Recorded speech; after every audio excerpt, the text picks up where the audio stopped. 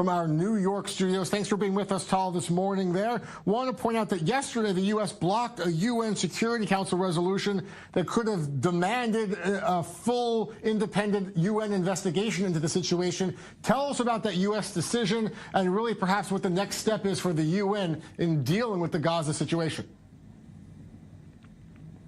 Well, Jeff, in about 3 hours from now, the Security Council will convene for an emergency session on the request of Kuwait. And Kuwait, ahead of this meeting, this emergency session, circulated a draft statement, I would call it, not a draft resolution, that called for the creation of an investigation, an independent and transparent investigation into the events on the Israel-Gaza border.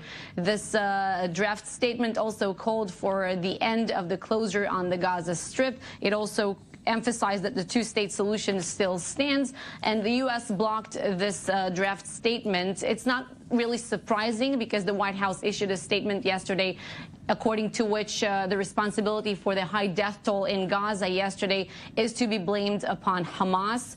And the United States, as we know, blocked previous resolutions when it comes to Israel at the UN Security Council, also sometimes circulated by Kuwait. But this time around, it is more notable in light of the high death toll on the Gaza Strip.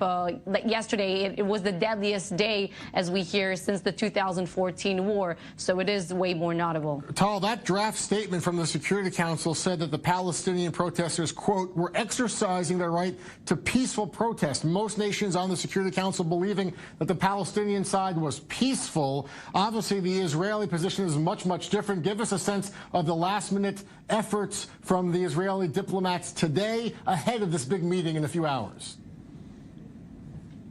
I would say that it wasn't such a last-minute effort because the Israeli mission and Ambassador Danny Danon, the Israeli ambassador to the UN, pretty much saw it coming in a pretty early stage yesterday as the violence in Gaza, on the Israel-Gaza border unfolded.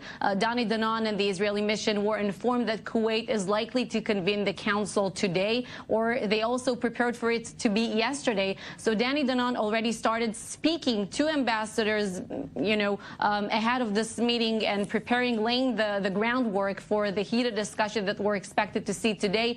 He also met with Ambassador Nikki Haley, as we know, yesterday, and he asked the Israeli mission to the UN to give him, for this discussion, certain evidence that he could present to the council with, that actually demonstrate and prove that Hamas is behind the violence that we saw.